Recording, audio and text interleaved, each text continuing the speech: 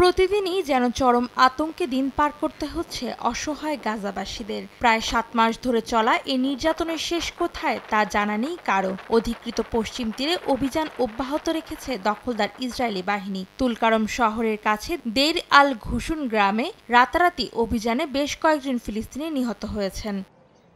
এদিকে গাজায় যুদ্ধবিরতি নিয়ে কায়রোতে নতুন করে শুরু হওয়া আলোচনা শনিবার কোনো প্রকার সিদ্ধান্ত ছাড়াই শেষ হয়েছে। নাম প্রকাশে অনিচ্ছুক এক হামাস কর্মকর্তা জানিয়েছে, শনিবারের আলোচনায় সম্ভাবনাময় কোনো অগ্রগতি হয়নি। রোববার আবার নতুন করে আলোচনা শুরু হবে। যুদ্ধবিরতি চুক্তি নিয়ে এবারের আলোচনাকে করো বা মরো হিসেবে দেখছে হামাস। সাম্প্রতিক দিনগুলোতে হামাস ও ইসরায়েল দুপক্ষেরই কিছু বিষয়ে সমঝোতার মনোভাব নতুন আশা দেখিয়েছে বলে জানিয়েছে মিশর ও মার্কিন মধ্যস্থতাকারীরা। এদিকে ইসরায়েলের বিরোধী দলীয় নেতা ইয়ার লাপিদ বলেন, নেতানিয়াহুর উচিত দ্রুতই কায়রোতে আলোচনার জন্য ইসরায়েলি প্রতিনিধি দল পাঠানো।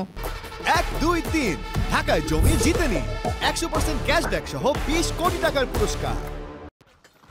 অন্যদিকে জাতিসংঘের খাদ্য সংস্থা WFPর প্রধান সিন্ডি ম্যাককেইন জানিয়েছেন, সম্পূর্ণ দুর্ভিক্ষের কবলে পড়তে যাচ্ছে উত্তর গাজা। ম্যাককেইন দাবি করেন, গাজার মাটিতে WFPর কর্মীদের চোখে দেখা পরিস্থিতি ও অভিজ্ঞতার উপর ভিত্তি করে তিনি একথা বলেছেন। দুর্ভিক্ষ উত্তর থেকে দক্ষিণেও ছড়িয়ে পড়ার আশঙ্কা করছেন তিনি। আর তাই এই দুর্ভিক্ষের ভয়াবহতা উল্লেখ করে গাজায় অবিলম্বে যুদ্ধবিরতি ও এই অঞ্চলের শর্তবিহীন ত্রাণ প্রবেশের আহ্বান জানিয়েছেন সিন্ডি ম্যাককেইন।